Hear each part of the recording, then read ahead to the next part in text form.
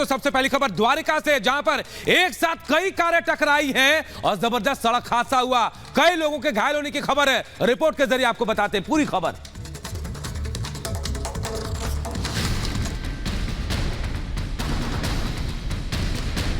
लोगों की भीड़ की ये तस्वीरें दिल्ली के द्वारका मोड़ की हैं, जहां एक तेज रफ्तार कार ने कई गाड़ियों में टक्कर मारी है। तस्वीरें देखकर आप अंदाजा लगा सकते हैं कि टक्कर कितनी जोरदार रही होगी। कई गाड़ियां तो घिसटती हुई दूर तक चली गई, तो वहीं कई पूरी तरह से पलट गई।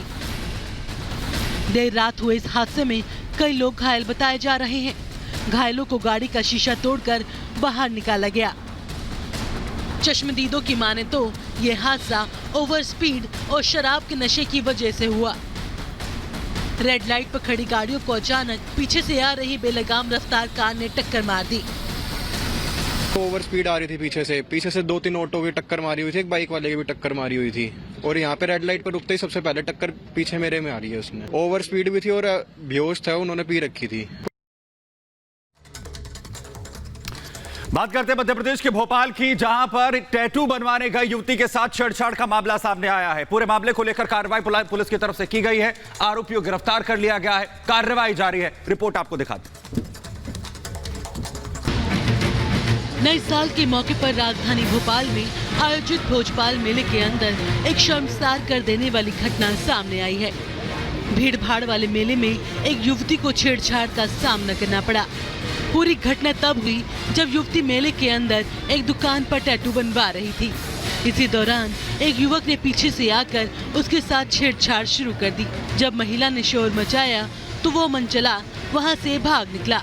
भागने के दौरान आरोपी दानिश खान का आधार कार्ड वहीं गिर गया, जिससे उसकी पहचान हो सकी। शहर के गोविंदपुरी पुलिस ने आरोपी युवक को गिरफ्तार कर लिया है। पीड़िता जब टैटू बनवा रही थी, उसी समय पीड़िता के साथ में बुरी नीयत से किसी एक्यूज है उसके द्वारा छेड़छाड़ की गई। इस पे छेड़छाड़ का अपराध छेड़खानी का केस रजिस्टर्ड हुआ है। कोर्ट ने भी आरोपी युवक की जमानत याचिका खारिज कर उसे जेल भेज दिया है। Bureau report, Republic Bharat. और अगली खबर त्रिपुरा से। त्रिपुरा के पूर्व मुख्यमंत्री बिप्लब देब के पुश्तैनी घर में आग लगा दी गई और आग लगाने का जो आरोप है सीपीएम समर्थकों पर लगा। आसपास की दुकानों में भी आग लगाई गई। पूरी खबर इस रिपोर्ट के जरिए आपको बताते हैं। त्रिपुरा के पूर्व मुख्यमंत्री बिप्लब देब के पुश्तैनी घर पर हमला हुआ है। हमलावरों ने उनके घर के आसपास दुकानों में आगजनी की वारदात को भी अंजाम दिया है। उपद्रवियों ने कार में तोड़फोड़ करते हुए शीशे फोड़ दिए। वारदात को अंजाम देने का आरोप सीपीएम के कार्यकर्ताओं पर लगा है। पूर्व सीएम के जिस घर पर हमला किया गया है वो उदयपुर के जमतुरी में है। दरअसल बिप्लब देब के पिता दिवंगत हिरुधन देब की आज पुण्यतिथि है, जिनकी याद में यहाँ वार्षिक अनुष्ठान का आयोजन किया जाना था। साजिशन इस हमले को अंजाम दे दिया गया। पुजारियों का एक ग्रुप देव के उदयपुर के जामजुरी इलाके में राजनगर स्थित आवास पर पहुंचा। पुजारी विप्लब देव के पिता की पुण्यतिथि के मौके पर यज्ञ करने आए थे। बदमाशों ने संतों पर हमला किया और उनके वाहनों में तोड़फोड़ की। आसपास के लोगों ने पुजारियों को बचाया, जिसके बाद हमलावर भाग गए। जिस वक्त ये घटना हुई तब घर के अंदर कोई नहीं था। Bureau report, Republic Bharat. वहीं पश्चिम बंगाल में एक बार फिर से वंदे भारत ट्रेन पर पथराव का मामला सामने आया। पिछले 2 दिनों में लगातार 2 बार घटनाएं जो हैं पथराव की हो चुकी हैं। इससे पहले मालदा और आज दार्जिलिंग में इस पथराव की घटना को अंजाम दिया गया है। सवाल कई हैं, क्योंकि हाल ही में प्रधानमंत्री नरेंद्र मोदी ने पश्चिम बंगाल वासियों को वंदे भारत ट्रेन की सौगात दी है। 1 मिनट में पूरी रिपोर्ट। 24 घंटे से भी कम समय में देश का गौरव बताए जाने वाले वंदे भारत ट्रेन पर 2 बार हमला हुआ है। लगातार दूसरे दिन पश्चिम बंगाल में वंदे भारत एक्सप्रेस को असामाजिक तत्वों ने निशाना बनाया। घटना तब हुई जब ट्रेन न्यू जलपाईगुड़ी के यार्ड में जा रही थी। इस पथराव में 2 कोच C3 और C6 के शीशे क्षतिग्रस्त हो गए। पथराव की ऐसी ही एक घटना सोमवार को पश्चिम बंगाल के मालदा जिले में भी हुई थी। 1 जनवरी से शुरू हुई वंदे भारत एक्सप्रेस पर एक दिन बाद सोमवार को न्यू जलपाईगुड़ी से हावड़ा आने के दौरान मालदा स्टेशन के पास पत्थरबाजी हुई थी। इस पत्थरबाजी में कोच C13 का दरवाजा क्षतिग्रस्त हो गया था। घटना के बाद ट्रेन में अफरा तफरी मच गई थी। वंदे भारत पर पथराव को लेकर बंगाल की सियासत भी गर्मा गई है। घटना को लेकर बीजेपी ने ममता बनर्जी पर निशाना साधा है, तो वहीं टीएमसी से बंगाल को बदनाम करने की साजिश बता रही है। Bureau report, Republic Bharat.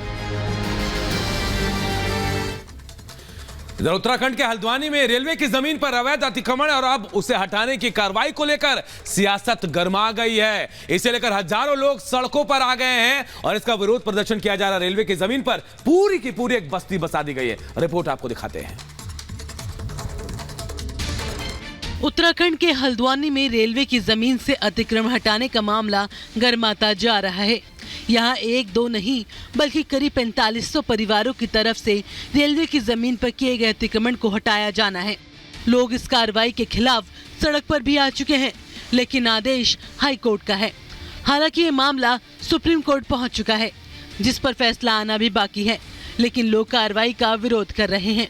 हमारा डिमांड ये है कि यहाँ पर जितनी भी बस्ती यहाँ पर बनी है ये 50 साल 55 साल से रह रहे हैं। आज तक रेलवे ने कोई इसमें वो नहीं किया कि हमारी है करके। लोगों के पास दाखिल खारिज के पेपर हैं, लोगों के पास फ्री होल्ड जमीन है, लोगों के पास रजिस्ट्री है, लोगों के पास पट्टे हैं। अब अतिक्रमण पर कार्रवाई का ये मुद्दा राजनीतिक भी बनता जा रहा है, जिसे लेकर उत्तराखंड में सियासी माहौल गर्म है। इस पूरे मुद्दे पर विपक्ष सियासी फायदा उठाने की कोशिश में है, तो सरकार इसे कोर्ट का आदेश बता रही है। अब सबकी नजर सुप्रीम कोर्ट पर है। Bureau report, Republic Bharat. Shri Sammed Shikhar ji को पर्यटन स्थल घोषित करने के विरोध में लगातार विरोध प्रदर्शन जैन समाज का जारी है और इसी दौरान अनशन कर रहे राजस्थान में जैन मुनि स्वर्गीय सागर महाराज का निधन हो जाता है, जिसके बाद से लगातार अब गुस्सा और भी बढ़ता हुआ लोगों में नजर आ रहा है। रिपोर्ट आपको दिखाते हैं। जैन धर्म के लोग इस वक्त बेहद गुस्से में हैं और देश के अलग अलग हिस्सों में सड़कों पर उनका गुस्सा दिखाई दे रहा है। इस गुस्से का कारण है झारखंड में श्री सम्मेद शिखर जी को पर्यटन स्थल में विकसित किए जाने का आदेश। आज महाराष्ट्र और राजस्थान में भी बड़े पैमाने पर प्रदर्शन की तैयारी है। विरोध के बीच जयपुर से दुखद खबर सामने आई है। यहाँ जैन मुनि सुगेन सागर महाराज ने मंगलवार को अपने प्राण त्याग दिए। वे झारखंड सरकार के फैसले के खिलाफ पिछले 10 दिन से आमरण अनशन कर रहे थे। जैन मुनि के निधन पर बीजेपी ने दुख जाहिर करते हुए हेमंत सरकार पर जमकर निशाना साधा। झारखंड का हिमालय माने जाने वाले सम्मेद पर जैनियों का पवित्र तीर्थ शिखर जी स्थापित है। इस पुण्य क्षेत्र में जैन धर्म के 24 में से 20 तीर्थकरों ने मोक्ष की प्राप्ति की। यहाँ पर 23वें तीर्थकर भगवान पार्श्वनाथ ने भी निर्वाण प्राप्त किया था। Bureau report, Republic Bharat. Madhya Pradesh के सागर में निलंबित बीजेपी नेता के होटल पर प्रशासन ने बड़ी कार्रवाई की। डायनामाइट लगाकर उनके होटल को जमींदोज कर दिया गया है। पूरी खबर इस रिपोर्ट के जरिए आपको बताते हैं। महज 7 सेकंड में जमींदोज होती आलीशान होटल की तस्वीरें मध्य प्रदेश के सागर की हैं, जहां प्रशासन ने हत्या के आरोपियों के खिलाफ कार्रवाई के लिए बुलडोजर की जगह डायनामाइट का इस्तेमाल किया है। चंद सेकंड में डायनामाइट की मदद से 4 मंजिला होटल पूरी तरह धड़ाम हो गया। पूरा मामला सागर जिले के मकरोनिया थाने का है, जहां निलंबित बीजेपी नेता मिश्री चंद गुप्ता के खिलाफ प्रशासन ने बड़ी कार्रवाई करते हुए उनके इस होटल को कंट्रोल ब्लास्टिंग से धमाका कर ध्वस्त कर दिया है। 4 मंजिला इस होटल में 60 डायनामाइट लगाकर उसे ब्लास्ट कर ढा दिया गया। दरअसल सागर के मकरोनिया में चुनावी रंजिश में एक युवक की जीप से कुचलकर हत्या कर दी गई थी। इस मामले में 5 आरोपी पहले ही गिरफ्तार हो चुके हैं, जबकि मिश्री चंद गुप्ता समेत 3 आरोपी अभी भी फरार है। हत्या की इस वारदात में नाम आने के बाद आरोपी नेता मिश्री चंद गुप्ता को पार्टी ने पहले ही निष्कासित कर दिया था।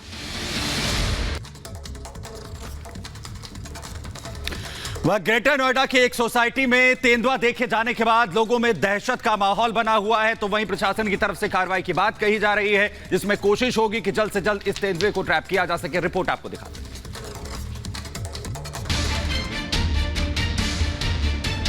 ग्रेटर नोएडा वेस्ट के रिहायशी इलाके की अजनारा की एक सोसाइटी में फिर तेंदुआ देखने का दावा किया जा रहा है।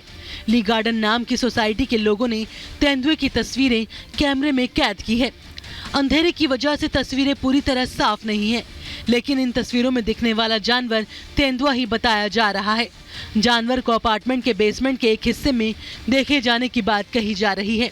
शिकायत के बाद फॉरेस्ट विभाग की टीम ने ली गार्डन पहुंचकर छानबीन शुरू कर दी। रिहायशी इलाके में तेंदुए के देखे जाने के बाद से सोसाइटी में रह रहे लोगों में काफी दहशत है। वो बाहर निकलने में डर रहे हैं। एक हफ्ते पहले भी यहाँ तेंदुए देखे जाने की खबर मिली थी, लेकिन वन विभाग की टीम की पकड़ से भाग निकलने में वो कामयाब रहा। लोगों का मानना है कि ये वही तेंदुआ हो सकता है जो खाने की तलाश में इधर उधर होगा। Bureau report, Republic Bharat. इधर बिहार के पूर्णिया जंक्शन से आरपीएफ के एक जवान की बहादुरी की तस्वीरें सामने आई है। आरपीएफ जवान ने यहां एक यात्री को मौत से बचाया है। कहा जा रहा है कि पैर फिसल गया था ट्रेन से उतरते वक्त, लेकिन उसे ट्रेन में फंसने से बचा लिया आरपीएफ कांस्टेबल ने। पूरी खबर आपको दिखाते हैं। ये तस्वीरें कटिहार रेल मंडल के पूर्णिया स्टेशन के प्लेटफॉर्म नंबर 1 की है, जहां एक बुजुर्ग को चलती ट्रेन में सवार होना भारी पड़ गया। कैमरे में कैद इन तस्वीरों में आप देख सकते हैं कि कैसे ये बुजुर्ग ट्रेन में सवार होने की कोशिश करता है, लेकिन रफ्तार अधिक होने की वजह से वो अपनी कोशिश में सफल नहीं हो पाता। प्लेटफॉर्म पर तैनात आरपीएफ कांस्टेबल संजीव कुमार की नजर जैसे ही बुजुर्ग पर पड़ती है, वो जाबाजी दिखाते हुए यात्री को ट्रेन की चपेट में आने से बचा लेते हैं, जिससे वो किसी हादसे का शिकार होने से बच जाते हैं। एनएफएल मंडल ने अपने आधिकारिक पेज पर शेयर करते हुए इस बहादुर जवान को सम्मानित करने की बात कही है। आजकल लोग जल्दबाजी के चक्कर में अपनी जान जोखिम में डालने से पहले एक बार भी नहीं सोचते। हर किसी को पता है कि चलती ट्रेन से ना तो उतरना चाहिए, ना ही चढ़ना चाहिए।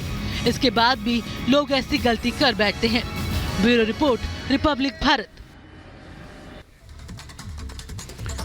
वह बिहार के सियासी गलियारे में महागठबंधन के बीच में दरार की खबरें लगातार चर्चा में बन रही हैं। दरअसल इसकी वजह बताई जा रही है सियासी खेल, जो कि तेजस्वी यादव की तरफ से खेला जा रहा है। क्या कुछ चल रहा है महागठबंधन के बीच, 1 मिनट में पूरी रिपोर्ट।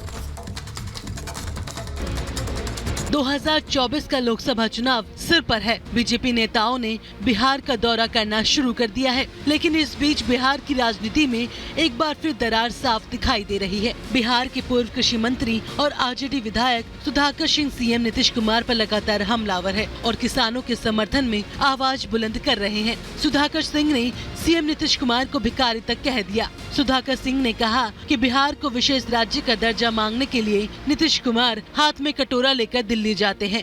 आपको विशेष राज्य का दर्जा भी चाहिए और 350 करोड़ के जहाज पर भी चढ़िएगा।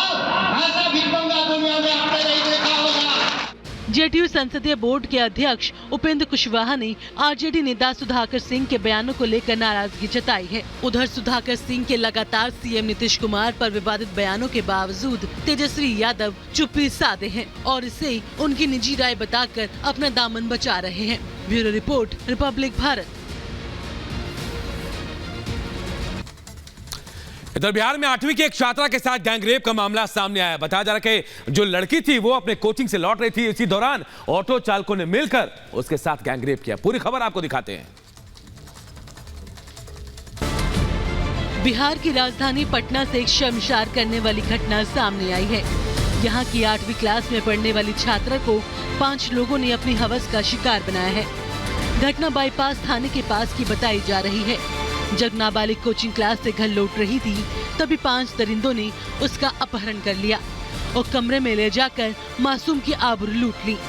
जब किशोरी देर रात तक घर नहीं लौटी तो परिजनों ने पुलिस में शिकायत दर्ज कराई। छानबीन के बाद मंगलवार की सुबह किशोरी बदहवास हालत में मिली। पुलिस ने इस मामले में 5 आरोपियों के खिलाफ पॉक्सो एक्ट के तहत मामला दर्ज कर जाँच शुरू कर दी है। उसने 5 लोगों पे आरोप लगाया है कि उसके साथ रेप किया गया है। उसको ले गया रूम पे और बाकी 4 लोग उस रूम पे थे और उसके साथ दुष्कर्म किया गया है। फिर एफआईआर दर्ज हो गई, मेडिकल उसका हो गया है और इसी पे हम लोग जांच कर रहे हैं। मासूम के साथ हुए इस घटना के बाद लोगों में गुस्सा है। इलाके के लोग कानून व्यवस्था पर सवाल उठा रहे हैं। वही कंझावला मौत मामले में लगातार हो रहे एक के बाद एक खुलासे के बीच अंजलि की दोस्त निधि का बयान बेहद अहम माना जा रहा है। निधि की तरफ से कई अहम खुलासे किए गए कि आखिर उस रात क्या कुछ हुआ था। 1 मिनट में पूरी रिपोर्ट आपको दिखाते हैं। दिल्ली का कंझावला केस अब होटल और सहेली की पहेली में उलझ चुका है। वैसे तो इस केस में अब तक कई सुराग सामने आ चुके हैं, लेकिन मृतिका अंजलि की दोस्त ने जो बयान दिए वो चौंकाने वाले हैं। निधि जो दावा कर रही है उससे साफ है कि अंजलि की हत्या की गई है। इस होटल को देखिए, यही वो होटल है जहां से दिल्ली के कंझावला केस में जो कुछ भी हुआ उसकी शुरुआत हुई थी। यहाँ दोनों ने रूम बुक किया था, दोनों कुछ देर रुके और बाहर निकलते ही दोनों के बीच झगड़ा भी हुआ, जो सीसीटीवी में साफ दिखाई दे रहा है। जिस होटल के बाहर पीड़ित और उसकी दोस्त का झगड़ा होता है और जहां पीड़ित का शव मिलता है, उन दोनों जगह की दूरी करीब 13 किलोमीटर की है। डिसीज्ड के साथ एक और लड़की थी और उसके मुताबिक ये जो घटना घटी है उस टाइम पर वो थी और उसको कोई इंजरी नहीं हुई थी और वो उठकर वहाँ से चली गई थी। सवाल ये है कि जब दोनों स्कूटर से चली गई उसके बाद क्या हुआ? अभी ये गुत्थी पूरी तरह सुलझी नहीं है। अगली खबर उत्तरकाशी से, जहां पहाड़ों पर जबरदस्त बर्फबारी हो रही है जिससे सैलानियों के चेहरे खिल गए हैं। तो वहीं शिमला की बात करें, बद्रीनाथ की बात करें, तमाम जो इलाके हैं वहां पारा गिर गया। ठंड से लोगों की परेशानी बढ़ रही है। रिपोर्ट आपको दिखाते हैं। ये तस्वीरें उत्तरकाशी के गंगोत्री धाम की है, जहां नए साल पर पहली बर्फबारी से लोगों के चेहरे खिल उठे। यमुनोत्री, जानकी चट्टी और हर्षिल क्षेत्र में भी बर्फबारी हो रही है। इस वजह से पहाड़ी इलाकों में ठंड एक बार फिर बढ़ गई है। बद्रीनाथ में भी बर्फबारी देखने को मिली। वहीं पिथौरागढ़ के मुनस्यारी में पारा -4 डिग्री तक पहुंच गया है। पूरा इलाका बर्फ की सफेद चादर में लिपटा नजर आया। इधर शिमला में बर्फबारी का इंतजार कर रहे लोगों को 6 जनवरी के बाद अच्छी खबर मिल सकती है। फिलहाल धुंध और ठंड यहाँ भी बढ़ रही है। एक्सपेक्टेड है 6 नाइट से 6 तारीख रात से जो है अप्रोच करेगा। 7 और 8 में फिर ये जो है पूरा कवर करेगा स्टेट को। जहाँ तक इंटेंसिटी की बात है, मॉडरेट इंटेंसिटी की रहेगी। मौसम के बदले मिजाज को देखते हुए झारखंड में स्कूलों को 8 जनवरी तक बंद कर दिया गया है। Bureau report, Republic Bharat.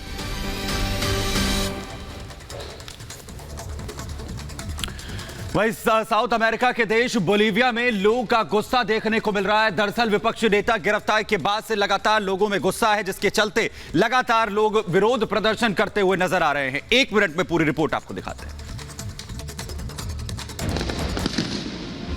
सड़कों पर आगजनी और हिंसा की ये तस्वीरें बोलीविया के सांता क्रूज की हैं, जहां पूरे इलाके में धुआं ही धुआं भरा है।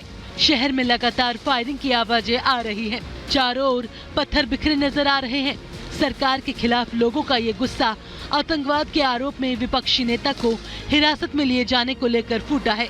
सोमवार को शांति के साथ शुरू हुआ ये प्रदर्शन मंगलवार को देखते देखते हिंसक रूप में तब्दील हो गया। पुलिस ने जब प्रदर्शनकारी को रोकने की कोशिश की तो वो उनसे ही भिड़ गए। कई मामलों में सुरक्षा बलों के साथ प्रदर्शनकारियों की झड़प हुई। पुलिस ने भीड़ को रोकने के लिए कई जगह आंसू गैस के गोले दागे। प्रदर्शनकारी विपक्षी नेता लुइस फर्नांडो की रिहाई की मांग कर रहे हैं। उन्हें पिछले साल देश में आतंक को बढ़ावा देने के लिए गिरफ्तार किया गया था। Bureau report, Republic Bharat.